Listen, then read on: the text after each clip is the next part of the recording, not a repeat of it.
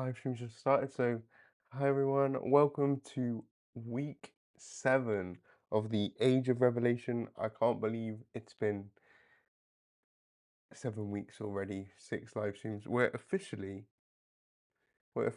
at the halfway point. Um, Also a crazy thing to realize. But yeah, welcome to week 7.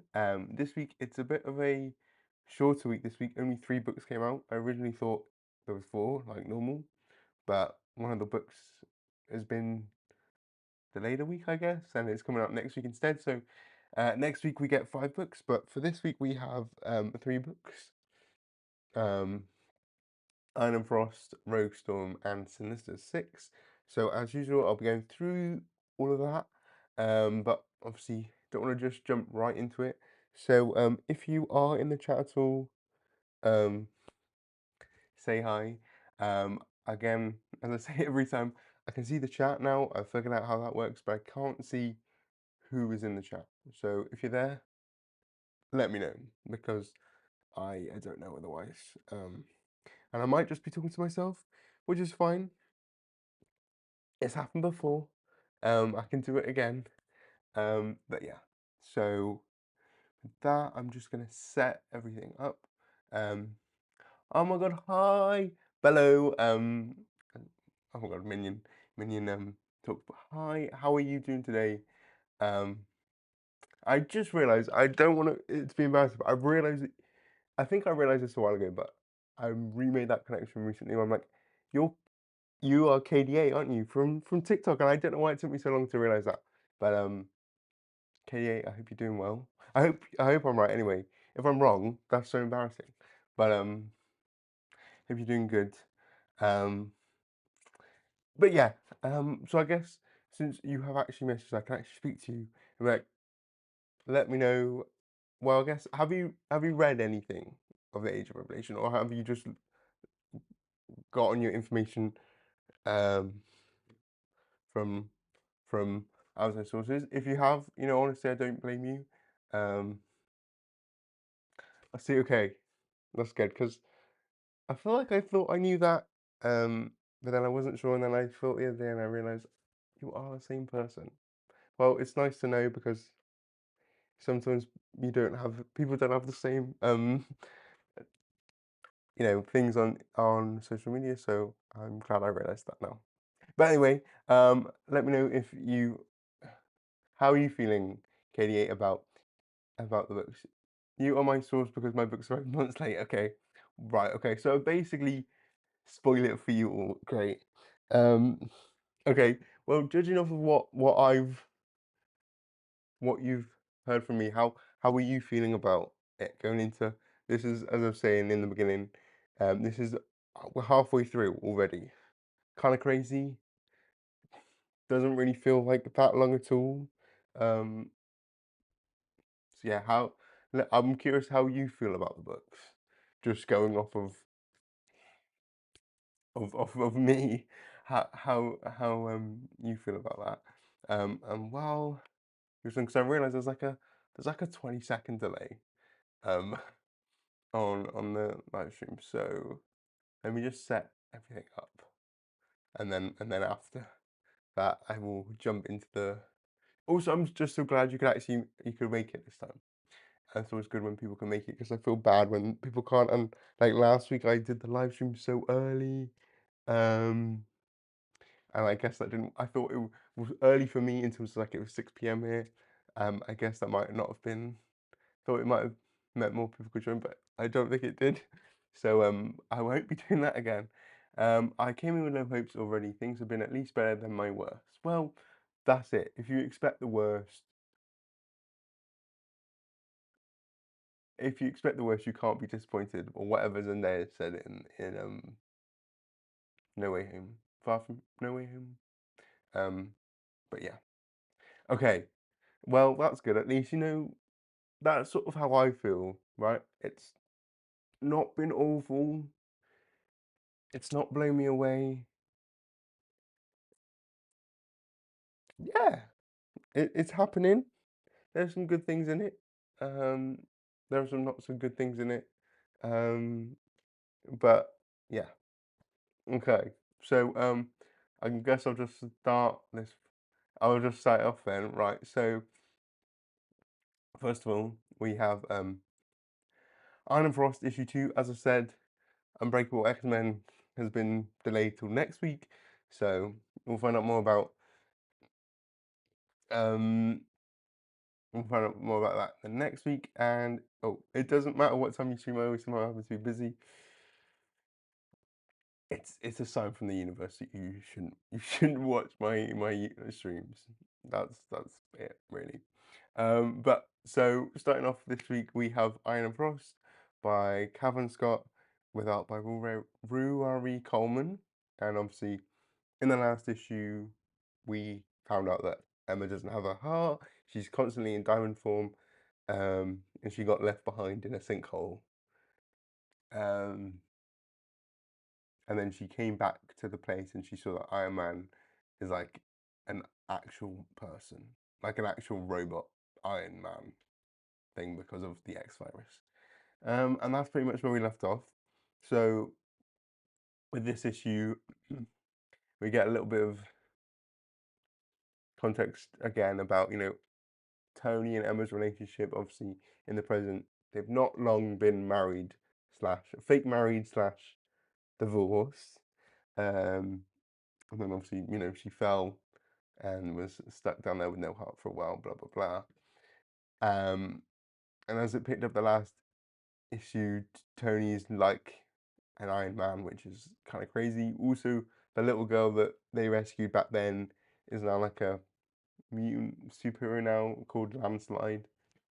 Um, love that for her. I think that's cute. A cute nickname for someone who can manipulate rocks and whatnot. Um, basically, somehow. Oh, also we find out that Landslide, the mutant child, has been adopted by War Machine. Fair enough, because her mum died in the first issue, R.I.P. But basically, even though this is a few years later, in the exact same spot, Christian Cord, who is Phaser, who I think I've learned in the meantime was actually a member of the Omega Gang. So way back in 2001, when Quentin was introduced, he led the Omega Gang, and apparently Christian is part of that. I feel bad for not remembering him, but there we go. So he's suddenly back to fight War Machine. I think he was the only one that survived that original encounter of all the Seraphim. Revelations, like enforcers, and so they start fighting, and basically we learn that the Iron Man, who's now the Iron King, is pretty like soulless. He's just a machine. She doesn't really have any. He just thinks logically and not emotionally or anything like that. And basically what happens is, unfortunately, War Machine's armor breaks down, so he gets exposed to the X virus, and his body then immediately starts reacting to it. As we can see here, he's got like some electricity power or something like that. Um, I don't know, just energy power, I guess. This is what War Machine would be like if he was a mutant, I guess. And so they take him to the Avengers Mansion, which is like Iron Man's hideout in this future thing, which is now also the base of the Hellfire Club. Something like that. And it turns out that this is where the Iron King has been doing a bunch of research to try and figure out a cure for the X virus. And then they have like this thing that like tries to cure Rhodey, and he does get, well, he gets pumped full of it, and then it doesn't work, and then Emma does it, and or something happens, and Emma cures him for a bit. And as we see here, there's a bit where um, where we get I just looked at your comment, Katie, and another point for the Black People Lightning Powers Brigade. We can't keep defending them. I didn't want to say that, but that is what I thought. I was like, oh my god, not another one. Um, but yeah, so but you know, at least this is well, we'll get to what happens. Um, but he essentially with his like uncontrollable powers, he like knocks over Iron Man and he like wakes up like it's like if Tony Stark was trapped inside a metal body, because then he's like suddenly himself again. He's like, oh my god, Emma, you're alive, blah blah blah.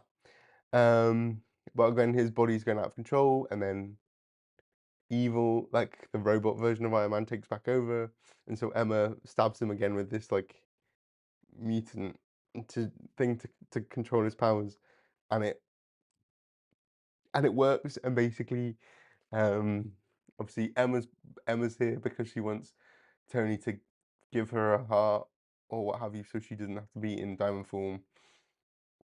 Because obviously that's quite lonely for her because when she's in diamond form, she can't use her telepathy, blah blah blah. And also apparently Rhodey had like this mission to like figure out a way to cure Iron Man as well, like to fix him of or free him, something like a key. A bit lost on that, to be fair. And obviously Rhodey's like chilled out again, but then for some reason his powers go out of control again, and he starts like blowing up the place, and then Iron Man.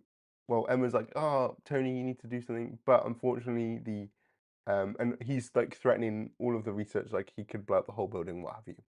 And unfortunately, Tony loses himself to the Iron King machine version of himself again. So what does he do to fix the situation? He kills War Machine, um, and that's the end. So, okay, yeah, what I was going to say is that, yeah, War Machine's got lightning powers, um, but he doesn't really have very long to use them because he doesn't make it past the issue. Um, so yeah, so Machine Iron Man has just killed War Machine, and yeah, that's pretty much it. So there we go. I don't really. I mean, I think the art's actually quite good. Um, and I think Emma's characterization is fun. I'm realizing though this is quite an Iron Man. Mm, I don't know. It's quite. It just feels quite like an Iron Man book more than an. Well, I guess it's an Iron Man and Emma Frost book, but I don't know. It's fine. Um, yeah, it's happening. That's what I'll say. I don't know if it's. I just don't really have any words. This book happened. Um, I feel sad that War Machine had to die, but I guess this is a dystopian future, so they're all just getting killed left, right, and center, and we'll see more of that. But yeah, that's what I was gonna say. It doesn't really feel like a lot of Emma. Like Emma's there, but it's a very War Machine focused issue, and like Emma's just sort of there to be like, what's going on? What's happening? What? Oh my God, no! And the only real thing that Emma does is that because of her diamond form, she's able to withstand the electricity energy powers of Rhodey and stab him with more healing mutagen thing to stop him from getting out of control. That's pretty much all she does, other than go, please, Tony, you're in there, give me a heart, and that's pretty much it. So it felt a bit less on Emma, but yeah. And then Rhodey dies at the end, so I guess that's why that's why he's such focus because he's gonna die at the end. So you got to give the character the focus at the end. Um, but yeah, I'm just a bit confused over like there was this whole thing I said that there was a secret plan. Um, I or something. There was a plan Rhodey had, but then the Iron King's like there was no plan, blah blah blah. So I have a feeling like he, I had a feeling that Rhodey was collecting stuff to try and keep Tony in control, but it's not too clear. I guess we'll see more of that in the next issue, but yeah. Supporting character Emma Frost, yeah. Supporting character Emma Frost in the book Iron and Frost. Make it make sense. But yeah, so that's pretty much the issue. Uh, yeah, I don't know. Didn't really blow me away. But there we go. So that's the first book. Um, yeah, there we go. What a way to start. KDA, have you got any other thoughts on this book, or anyone else for that matter? If you're watching, anyone else got any other thoughts on this book before I move on? I think my feeling at the moment is just it happened. Like it wasn't bad. Like it wasn't bad, but it wasn't. I don't know. It just. Hmm, hmm. I might have preferred the first issue just because there was more Emma stuff, but I don't. Yeah, it's yeah. What a time. But there you go. That's Iron and Frost for you. So I will set the next one up, which is Rogue Storm. Um, okay, Kia, you said still feels like it's a dude bro book and very regressive, not bad, but not modern. If that, yeah, it does. It feels quite a bit like. It feels quite a bit like yeah. I was gonna say like the 90s, but also like an Avengers 90s, if that makes sense. Like I know the X-Men in the 90s are also kind of dude bro, but just like yeah, it feels like it's been like it's writing from an Avengers way instead of an X-Men way, if that makes sense. But yeah, I don't know. Maybe we still got one issue left. You know, maybe they could pull it out of the bag. Maybe. We'll see. We'll see. Right.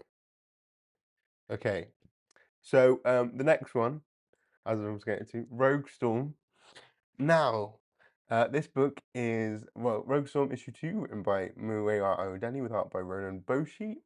Um, so if you remember from the last issue, we had a bit of a split between 10 years in the future and 5 years in the future.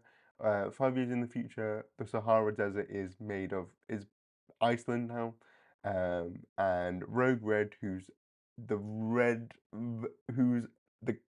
clone of Rogue, um, has set up a team of Uncanny X-Force to save the world from Storm. And they attack her, and they lost Gateway in the process. But then 10 years in the future, Storm is still alive, and she's got an axe. And that's pretty much where we got to. It was, if you remember from then, I was quite confused. I was quite confused on the time of the book. I'm happy to say that this issue does explain quite a bit. So we'll get into it. And yeah, we'll just get into it. I think that's probably the best way to throw it. So, oh, wrong one. There you go. Right. So in the beginning, we see that well, we see that this is Egan. I'm not too sure if I'm pronouncing that right. Egan, the demonic, the spirit that um Dr. Voodoo had made a pact with to save Storm from some radiation way back in the beginning of her solo series, and then she broke the pact, so it murdered her. And then she came back because she was possessed by Eternity. Anyway, she's being threatened by him, but it turns out it's all a dream, and she's been woken up by Daniel Drum. Daniel Drum, yeah, Daniel Drum, who is the brother to Doctor Voodoo, but he's like a spirit. Um, and we see this is 10 years from now, so this is the present of the Age of Revelation. Um, and Storm is in Nigeria. Um, and essentially, Gambit has somehow traveled all this way to Nigeria to speak to Storm. Now, I don't know the timeline of if this is before Unbreakable X-Men, because how is he getting from New Orleans to Nigeria? B, he's also, this is quite impressive. He's blind, right? And he's driving a motorbike. So, you know, that's very impressive. But as I say, they meet. Storm manages to shoot a bow backwards and fight him, but he also throws some cards, and yeah, very cool moment. And she's in a Katniss era. He's in, I don't know, his Ghost Rider era. Um, and they meet up. But basically, he wants to know what happened with. Well, he wants to know what's happened really because it's been a while. So then we go back to 5 years into the future. So back 5 years, where Rogue and her Uncanny X-Men team, they've finally defeated like the robot alien bodyguards um,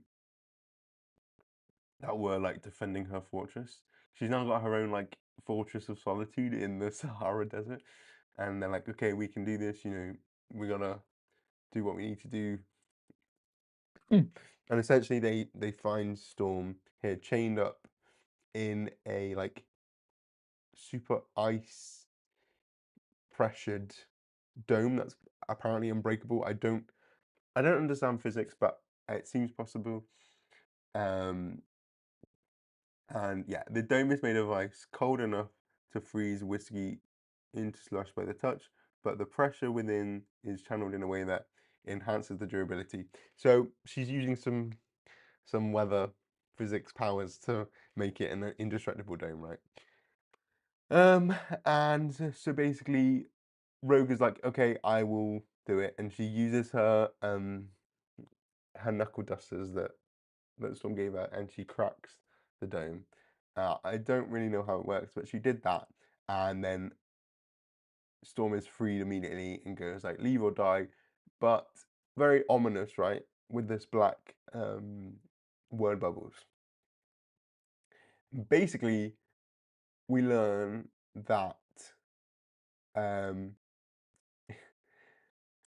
there's been a betrayal. So the one of the members of the team that was originally slated to be Spiral, but isn't Spiral, but it's someone called Action. She's got forearms and swords, and she looks like Spiral, but she's not. Who's on this team? There's no explanation on who she is before this. She as you can see, cuts off Phantom X's head. Um, she chops up Warpath. She also chops up Iceman. And so she basically kills the whole team. And then Storm is like choking Rogue out. So even though I believe that Rogue Red didn't have the powers of Rogue, maybe she just didn't have the like flying powers.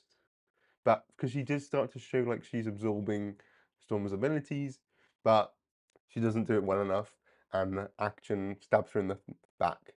Um, and yeah. And as we learn, um, Egan has been so the spirit that had killed Storm still actually lived within Storm's body and had possessed, well, within her. So this whole time, I think Storm had kept herself there doing this to protect the world from this this demon spirit, and by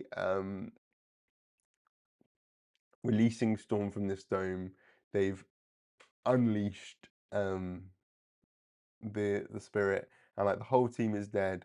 Iceman's in a magical portal, like magical pentagram thingy to presumably stop him from reforming himself. And so essentially, Rogue Red has just unleashed a demon spirit on the world. Um, and so he went ham and ate all of the magic people. He killed Doctor Voodoo, Doctor Doom, Scarlet Witch, Doctor Strange, Agatha Harkness. They're all dead, um, and it's all because of Rogue Red. So basically, I thought I had a panel over here, but so then there's a whole conversation between Gambit and Storm in the future, well, in the present, and he's like, "Oh, I'm here to speak to ask about what happened to Rogue Red, blah blah blah. I've heard you got something to do with it. You killed her or something." And Storm's like, "Whoa, why are you suddenly caring about Rogue Red like that? Like, you were all obsessed with the Rogue Green, which is the main rogue, the one in Unbreakable X-Men that turned to stone because she absorbed Galactus." And so she's like, "Why are you acting? Why are you acting brand new? Why are you acting like you ever cared about Rogue Red when you didn't? You literally abandoned her to stay with Rogue Green. So don't be coming to me now with this." And then Gambit's like, "Oh, I can be loving like two rogues. Rogue Green would be not be happy if I did that." And then, but then that's when we get the backstory that basically Storm was keeping herself contained because she knew she had this demon spirit within her, and she was containing it. And then Rogue Red unleashed it, and they were all portrayed by Action, who I still don't know who is, but they're all dead, and so yeah. And so yeah, it turns out as well that um what's his name? Egan, this demon spirit, has returned now in the 10 years in the future. And so they're gonna have a face off. Um and also I think Storm doesn't have access to her powers anymore. She just has magic. So she just uses magic now. As you can see, she summoned like a bird. Um but yeah. And then that's the end of the issue. And maybe I don't think I explained it the best, but I really enjoyed this issue in terms of things make more sense now. Like, I just think the first issue was maybe um um a bit purposefully obtuse, but this one made a lot more sense with things. Max, hi Max. I just started reading this as if it didn't have any X-Men history to it and was a fresh start. Made it more tolerable. Yeah, that's fair. Probably wise to go in with it like that. Um, but yeah, I did enjoy this issue. I think the whole portrayal thing was cool. The one thing that bothers me, the one thing that particularly bothers me, and I know Mireille does this with all of his comic books, and sometimes it's fine, other times it's not fine. So in this particular page, right, all of the all of the sound effects are just the words of what's happening. And sometimes I think it's fun, but sometimes I'm like, just do the sound effect. We don't need the sound effect of slice because we can see that he's being sliced. We don't need the sound effect of choke because we can see she's being choked. That's my one like. I'm a bit like, we don't need that. But other than that, I really enjoyed this issue. I think the whole portrayal was fun. Again, I don't understand why this couldn't be Spiral. I, I mean, I don't know if it would make sense if it was Spiral, but yeah, other than that, I think this book was fun. And Max, I think maybe that's a wise move, is to just pretend that this isn't anything to do with X-Men. But I appreciate the um I appreciate that the Egan has come back from the beginning of the series, well, from Storm, the solo series. So I like that at least. Which of our books are you enjoying the most? I think AXM and um are really enjoyable. So Max, I think my favorite at the moment is definitely Amazing X-Men. Really like that. I think obviously we've only had one issue so far, but I really enjoyed Expatriate X-Men. Obviously, I was a big fan of Exceptional, but I think Expatriate is an improvement because it's just it gets stuff done, which I think was the problem with um Exceptional was that it was just a bit slow, which is fine. But like in today's comics, you can't take 10 issues to tell one story. But I think issue one really there was action, there was pace, there was some fun dynamics the whole time going back and forth thing. I thought that was really fun.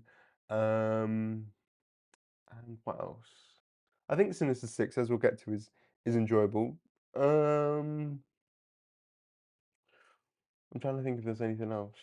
Oh, I'm trying to think what's Unbreakable. Oh, Omega Kids. Omega Kids as well. It was another one that I thought was really interesting. And I'm really enjoying. So I'm really interested in what issue two. I think that had a good twist. So those are probably my three. Rogue Storm's up there. I think issue one, as I explained last time, I was just it was just really confusing on the timeline of everything. But with this, it's made it more sensible, if that makes sense. And KDA, you've said I feel like this would have been better either as an alternate universe or just not this. Like you could have done this with North Storm. Yeah, that's fair. I don't know. I'm intrigued, but maybe I'm just too um I don't know, maybe I'm just too I was too gagged by the betrayal reveal of like, oh, the whole team's just out. Like I thought that was an interesting I was like, whoa. You know, it took me back and that was interesting. But again, the whole thing but then Rogue Red is a bit comic booky. The whole oh, there's two rogues. It's I don't know. It's interesting, but I definitely preferred it to issue one. Improvement, big improvement. I think the art is really good as well. To be fair, I don't know if I got any panels that do it real justice, but I think Ronan Bushi is actually really good. And Deadpool was fun. I think yeah, it was fun. I'm a bit sad that all those characters died, but yeah.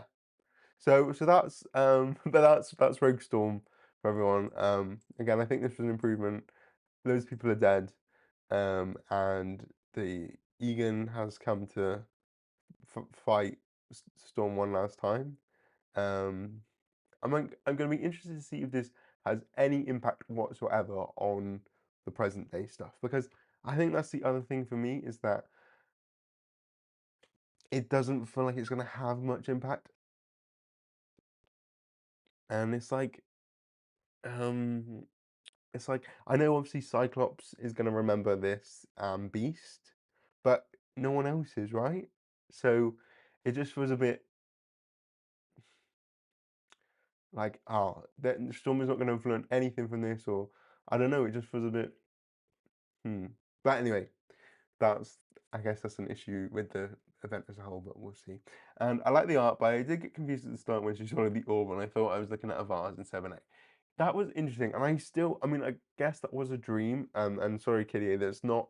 I didn't include a panel of that, but in the very beginning, much like she did, um, when Eternal Storm crushed Egan and swallowed it, she did that again, but it was a dream. Um, it just kind of confused. I mean, I think the whole thing was just a bit confusing anyway. But yeah, that's fair. Um, I don't know if I've ever read anything else with Ronan Moshiart, but it's definitely a change from Lucas Wernick, but I appreciate it. I think I don't know if Lucas would have worked on this book. It's definitely got a grittier, less grandiose vibe, if that makes sense. So I think it works in that sense. But there we go. So that's Rogue Storm. Now we're already onto our final book, which is crazy how time flies when you're having fun. Because obviously there's only 3 books this week. We're on to Sinister Six, issue 2. As Max said, this is one of their favorite books, so I'm assuming Max you've already read Sinister Six issue 2. But this is by um, This is by Uncanny X-Men artist David Marquez, with art by Rafael Luero. Um, and at the end of the last issue, obviously Sinister has this team of his Sinister Six of Havok, Omega Red, Black Cat, Lady Phantom X, and Havok. Wait, I said that already. Havok, Domino, Omega Red, Black Cat, and Lady Phantom X, and they capture Venom. And da da da da. So that was how that ended there. So if you remember if you were here at the last stream, we were debating who the mother of Havok's son was. And really my two, did I have two thoughts? I can't remember. Oh, I had two thoughts. It was either Polaris or Madeline. And it's obviously Polaris. So as we see 10 years ago, she was pregnant, and in true tropey fashion, she's heavily pregnant and she's not very well. And spoiler alert, Polaris died. Probably during childbirth, I'm assuming.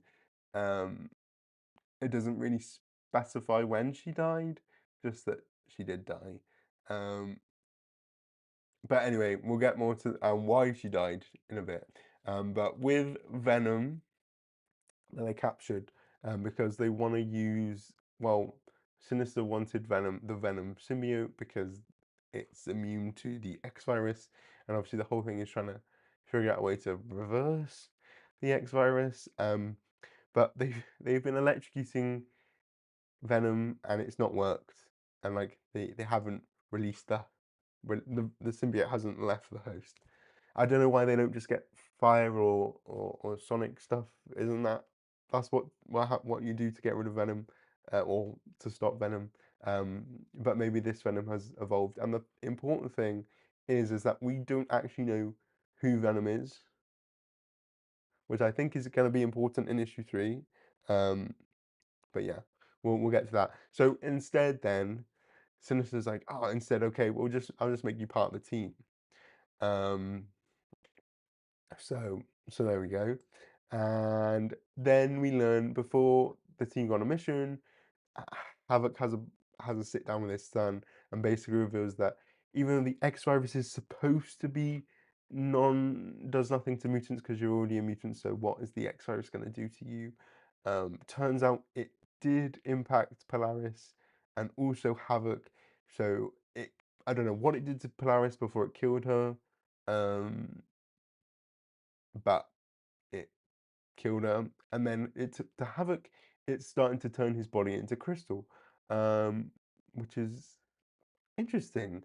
Um, I guess that's kind of fun, because I feel like because in my head I would assume that the X virus, if it did affect mutants, it would be like a secondary mutation sort of thing. I was going to say, so you think it would link to their first mutation, but then again, Emma's doesn't link to hers. So maybe he's getting his own. He's gonna get his own diamond form, or crystal form. He's gonna be like Ruby Summers. Ooh. But yeah, so we get to see this really cool. I mean, it looks cool, but it's probably quite painful. Crystal effect. So Havok is Havok is dying. So he obviously, that's part of why he's working for Sinister, because um obviously Sinister's on the lookout to try and undo the X virus, or so he says. But also because Havok and Polaris were both susceptible to the X virus, they think, well, Havok thinks that his son might be as well, because yeah. So that's why he's locked up in this chamber. So that's that. And Max, you said, I hope Pep turns out to be Venom, but it'll probably be Lorna because trope. I didn't even think of that. What? Oh, that is kind of obvious, though, isn't it? If it is Lorna. But I didn't even think. I mean, Puck would be cool, but such a out there. But Lorna. Wow, imagine if it was Polaris. That would be That would be kind of. I mean, that's kind of obvious though because oh, she's dead. Kind of crazy. Wow. I mean, who else could it be? I mean, I think Puck would be fun as well, but I feel like it needs to be someone that's connected to the team in some way. And what if it? I mean, it's. I guess it's just not Mary Jane, either. If she's still Venom right now, I don't know. But anyway, so the Sinister Six break into a facility, to find out stuff. Um, and they're fighting some Babels, as we see here. Omega Red's using his power, and it looks. And I think the main thing with this is that oh, not all of the oh my gosh, not all of the things have been added. One sec, we're gonna do some. I'm gonna do some quick. Um, I thought I had more. I thought I added more. I guess I didn't. Hold on. I'm gonna add more photos to this. One second. Why are they not there? Add more. Bear in mind, one second. Right. Been such a letdown. Right. Oh, I missed the last four. Wow. Shoddy. Open. Okay. I did that. Okay. I think it's fixed. We fixed it. Right. So, oh no, what if I ruined the last issue for you? I mean, I would have probably thought of it at some point. But anyway, as I was saying, connected to the team like Nanny, yes. Oh my god. Okay, if it was Nanny, that would be funny. That would be funny because obviously Nanny had such a rivalry with Sinister, like a beef with Sinister. So what if she just gets, yeah, yeah, that'd be fun. Anyway, so as we learn, basically part of why the Sinisters Six are all for this is because they've all been kind of affected by the X virus, I think. Um, Omega Red is just suffering. Um, Domino is seeing herself like as a dead person in reflections, and so she puts like a Sinister's AirPods in, something like that to stop it, to give her some control. Um, and then Lady Phantom X, as she's referred to here, she has hallucinations about the other portions of Phantom X. So, um, for those that don't know, way back in the, I think it was the Uncanny X-Force of 2013, it revealed that there's because Phantom X has three brains, they each sort of I can't remember how they got split into three. There was Phantom X, Lady Phantom X, and Cluster, the one in the black, who was the evil one, I think. Anyway, she's having hallucinations about them. Um, and the only one that's actually thriving, I don't know if, but is Black Cat. She's the only one that's really loving life. So, yeah. But yeah, so they get to the thing and they see all these files. They're going to download it, and it literally, apparently, these files give a complete breakdown of how the X virus was made, and like step by step. So step one, da da da da. Step two, do this. So they're like, oh, this is great. This is exactly what we need. And basically, again, gives more confirmation that Revelation created the X virus. I don't know how he did that, but maybe we'll find out in like Book of Revelation or something. Um, so that's all exciting. But then the Seraphim come along to stop them because obviously someone's breaking in to their facility. So we've got some from the very first Age of Revelation issue. We've got Strobe, we've got Chrome, we've got Dragoness, and we've got Wolverine, or aka the Angel of Death. Now, as I said before, Chrome is from the Acolytes. Um, he was in like in X-Men 1991, like the very first issue. He was part of the team then, but I don't think he's been in much since. And then Strobe and Dragoness are from the MLF, not the MILF, the Mutant Liberation Front. And so a fight ensues, as we saw on the cover. They fight with the Seraphim. Um, Wolverine literally kills Omega Red. Like he's out, he's done. Which was kind of surprising to be fair. I did not expect that to happen, and the team is like loses. So flop, flop team all round. Very disappointing, but there we go. So they lose, and then they get confronted with Revelation and his choristers of Fabian Cortez, Cora, Chance, and Albeca, the new one. And that's where it's left off. And obviously, Revelation says he would like a word, and obviously that's a play on words because he's got that new Bene Gesserit voice where he can tell you what to do. So it's not looking good for our team. Who? Okay, so yeah, that's the end of the issue, and I thought this was actually a good issue. I think better than the first issue. I think the art's again really good in this book. I think, particularly for David Marquez, who I didn't know was a writer or had written stuff before this, for his first like professional like big two work. This is actually pretty good for um for that. So so I thought this was really quite good. I think kind of wish we didn't have the Polaris is the mother and she's dead sort of thing. The trope of like, oh, the dead girlfriend who died in childbirth. Like, why couldn't Polaris have been in a book? That would have been cool. Why couldn't she have been in this book as well? But who knows? As Max said, maybe she is Venom, which I guess that's tropey, but maybe that would be a redeeming thing for me in that instance of that thing. But who is Venom? I guess we'll find out. Um, Black Cat, aka totally not Hepzibah. Yeah, exactly. Yeah, it should have just been Hepzibah. That would have been fun. But again, I guess you'd have to explain why she was on Earth.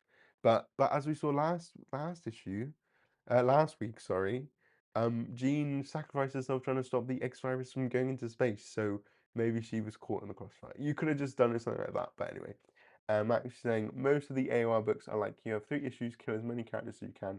Coherence is optional. Knock yourself out. Pretty much. And I've already set myself the task of once this whole whole event is done, I'm gonna make a video of like the complete timeline, so putting everything in like chronological order. So obviously things happen and just go from like year 1 to year 10. So things that happen in Rogue Storm, year 5 here, year 10 there, and I'm like, oh, some of this is gonna take a while to figure out, I think, but I'll figure it out, I'm sure. So yeah, that's the end of Sinister 6 issue 2. Again, I think a strong issue. A question for you all: who do you think is gonna survive whatever happens next? Because I fear not many. I think the only one is gonna be maybe. Oh, I bet Black Cat will survive. I bet it'll be Havok, Black Cat, and Venom, but because Venom's got a secret about him, I think. I don't think. But then Domino, she's lucky. But then I don't know. Who do you think is gonna die next issue? Let me know, and I'll try and remember for when issue 3 comes out in a month. Um. So yeah, right. So that's Sinister 6. Anyone got any more thoughts about Sinister 6 before we get to the favorite? Well, I always say the favorite. It's my favorite part anyway. My favorite part, which is the ranking, of the books. Um, yeah. So from this book, Venom, Black Cat, Nanny. What, the nanny is in the one that's looking after the son? Did did we even? That's my other thing. I don't know whether I wasn't paying too much attention, but let me go back. Did the son ever get a name? Max, as you, I'm referring to you as Sinister Six's #1 fan. Um, did he get a name? I'm trying to look on this page if it's. Do I?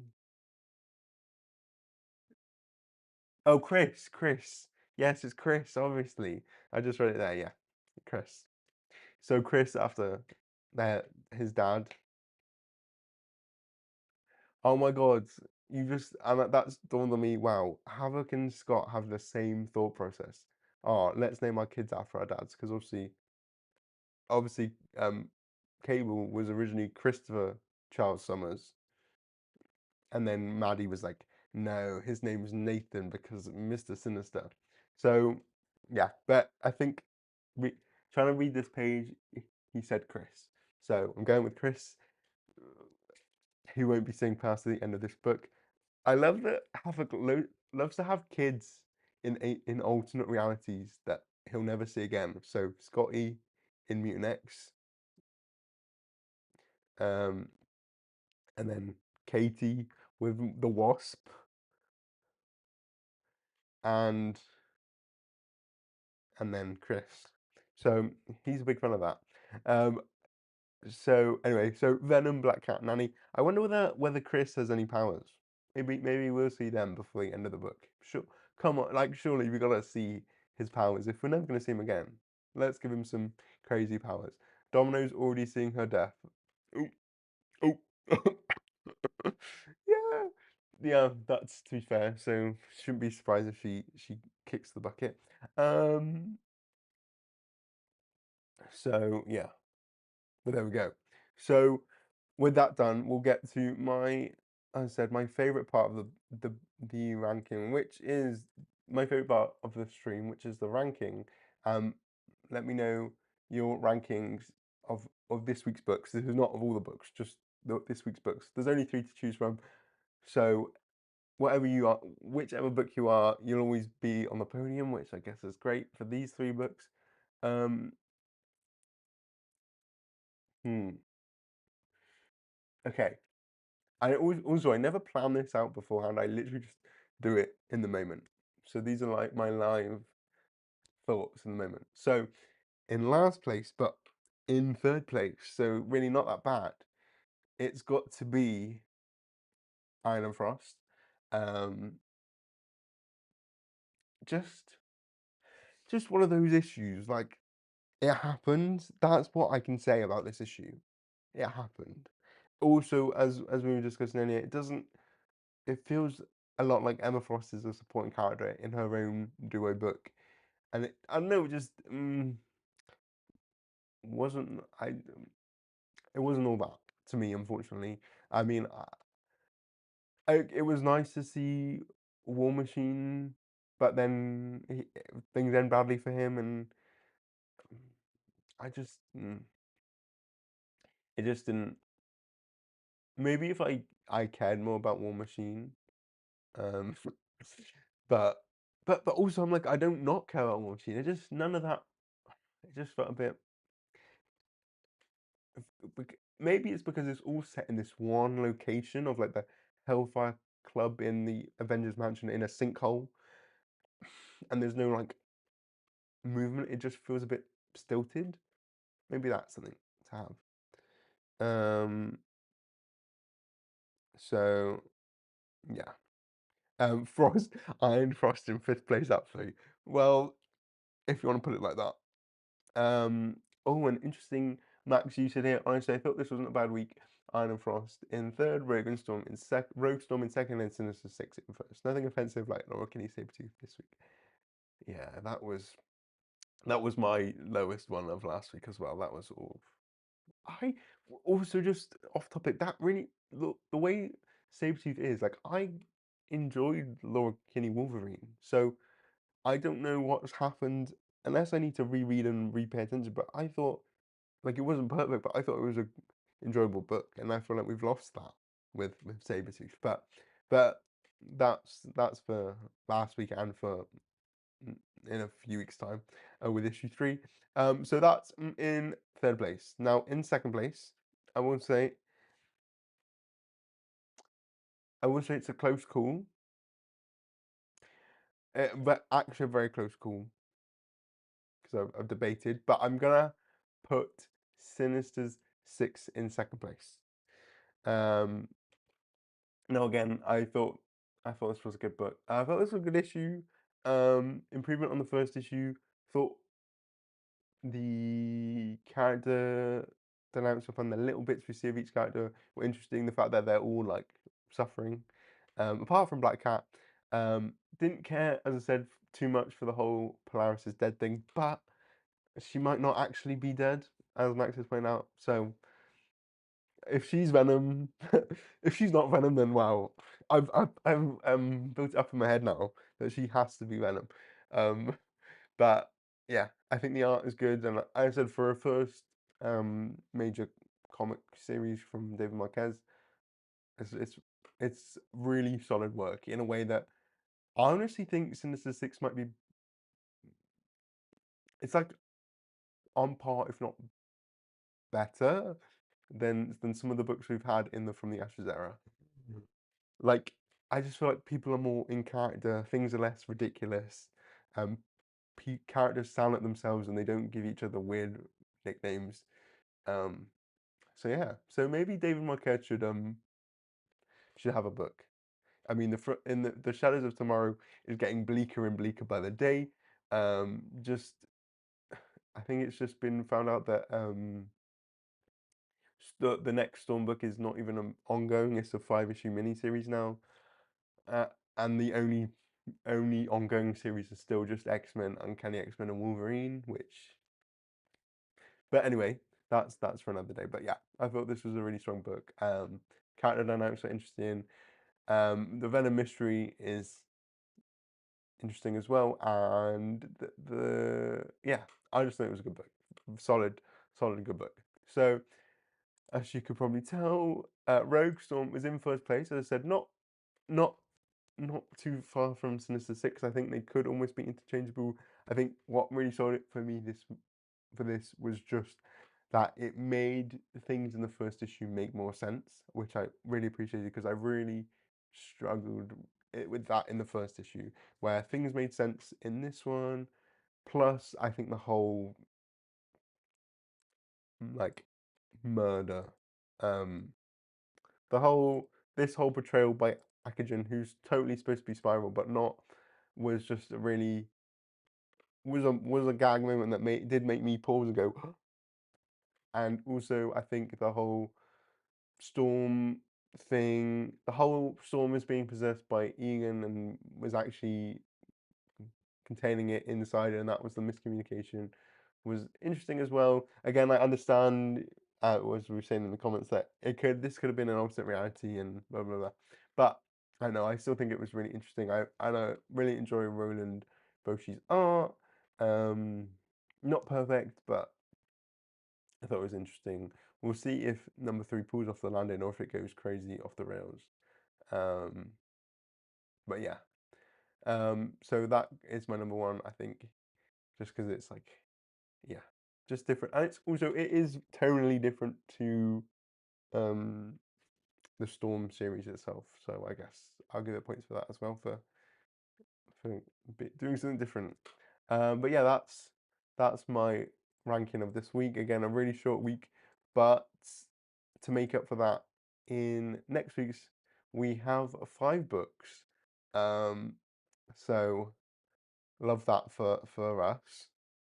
The ones next week, Max, are, if I remember off the top of my head, because I literally didn't realize until like yesterday that Unbreakable X-Men didn't come out. I didn't get to read the books till yesterday. But it's Unbreakable X-Men, Omega Kids, um, X-Men Book of Revelation, um, Radioactive Spider-Man, and The Last Wolverine. Oh, The Last Wolverine. So yeah, so all 4 books from 4 weeks ago, which was at plus Unbreakable X-Men. So it's those four plus Unbreakable next week. So we're going to be in for an interesting ride, I'm sure, in terms of quality. Uh, but yeah, so those are the ones next week, and we'll keep going with week 8. I can't believe I said that we're already halfway through this event, and the shadows of tomorrow are looming already. But we'll get to that when we get to that, I suppose. So with that being done, anyone got any final thoughts on this week of Age of Revelation or Age of Revelation as a whole? Max, KDA, if you've got any, or anyone else in the chat, to be fair, if you've got any other, how are you feeling about Age of Revelation now? Now that we're over halfway, um, how are we feeling? If we were to compare it to other events, how are we feeling? I'm feeling like, personally, that mm, it's more middle of the pack at the moment. That's how I feel about this event. But yeah, if you got any thoughts, let me know. But we'll see how it turns out. I think Amazing X-Men has been really carrying the book so far. Um, but we'll see. KDA, you saying final thoughts are let's get it over with and get back to good X-Men. Yeah, I agree with that. I'm a bit scared we might not keep getting back to that after this is done, though. But yeah, we'll see. Max is saying, in general, I found the quality per book is confusingly different. Some books are solid and some are like, did anyone proofread? Ooh, that is kind of true, though. Like, yeah, mm, yeah, I feel that. Like, just what is going on? Yeah, there's just no level of like quality control, is what I'll say. Quality control. It's just interesting. But also, I think like 3 issues is such a odd, odd number to do like an event with. Like, I just doesn't feel like there's enough space to do anything. But yeah, and the other thing that's funny is that obviously you tend to see that the beginning of an event get like boost sales, right? And I'm pretty sure Age of Revelation issue 1 didn't even crack or got to 20. Didn't even make the top 10. And nothing since has made the top 10 or 20 either. And it's just like, oh, we're truly in the dark days, guys. Do you remember the days when Hellions outsold the Avengers like in 2021? And here we are, not even making the top 10 anymore. Oh, we have it's all fun and games, isn't it? But yeah, it's certainly an event. There are some bright spots. Um, but there'll be some not bright spots. They did 3 issues for Sinister, right? That was, I mean, rush, but still went better than this for me. Yeah, to be fair, you're right. But I guess but it felt, hmm, maybe that worked better because it was like a distinct, like, this is 10 years in the future, this is 100, this is 1,000. But then, yeah, that did work better. There's just something in the air these days, I guess. Wow. Well, much to think about and dwell on. Uh, um, okay, but with that, I think I'm going to leave it here. Thank you everyone for joining. Thank you, KDA and Max, for being in the chat and giving someone to talk to. It's glad because it makes it so much easier than just talking to myself and hoping that someone's listening. So thank you both for sharing your comments on the books. I will probably do another live stream maybe next Saturday, maybe next Sunday, next Saturday. um, probably to discuss next week's books. As I said, there's 5 books, so just make sure you're around if you don't want to miss that.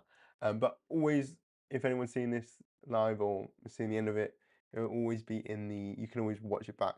It'll be in the playlist I've set up for the Age of Revelation stuff. Max, you've got a question. Speaking of, what happened to Rasputin? Do you remember? Does anyone? Did I miss it? She's there in Rise of the Powers of X5. Right, yeah, Rise of the Powers of X5. When they're all celebrating, I believe she's still there, but then she just vanishes. Because I did think about this the other day. I'm like, did she like just get lost? Like, she was such a big part of the event, and then she just disappeared. Um, Maybe she's lost between universes. Maybe she died. I'm gonna I'm gonna re I'm gonna have a look back actually because you said that. I'm gonna have a look and figure out if there was any notice. But I feel like she's just in the background of something of Rise of the Powers of X, and then she's not in it again. So, I mean, I feel like Rasputin was a bit of a letdown personally, just because I feel like she should have been the Rasputin from Live 9. She wasn't. And that just disappointed me. She should have been. She should have traveled through the black hole of someone's brain and come back and what have you. But yeah, but she never showed. But yeah, so she hasn't shown up since, and I don't think it's ever explained. So um, I'll have to I'll do some research on that. Just like Hope, discarded when not a usable plot device. Yeah, I guess, but at least with Hope, I felt like the whole thing in like Immort, whatever it was, X-Men Forever, was it felt like a neat ending to Hope. It felt like the circle of life. It felt very all put together, nice with a bow, and I was like, you know what, I'm happy with this. And then Stephanie Phillips had to bring back Hope in Phoenix issue 14 and 15 until she's still alive, I guess, in the White Hot Room. And it's like, no, she should have died. I mean, I just think sometimes if you're going to kill someone off, at least with Hope as well, we knew she died. We saw that she died. But if you're going to kill someone off, you should just let them die and keep them dead for at least longer than a year. But anyway, that's too much on a different topic. Um, so with that, I'm going to leave it here. But thank you, as I said, for everyone watching this. I hope you've enjoyed the live. I've really have been enjoying these past few weeks doing this. I know obviously Age of Revelation isn't the most popular book at all. We've just been discussing. I've just literally said that it's not selling that well, but I feel like I'm doing this for everyone that is what is reading the books and everyone that's not reading the books, so you don't have to read the books because I've read them for you. But yeah, I've really enjoyed this. Hope you have too. And with that, I hope you all have a great rest of your Saturday. And I'll see you next time. As I said, probably next Friday or Saturday. Keep an eye out for when I put the stream up on YouTube. But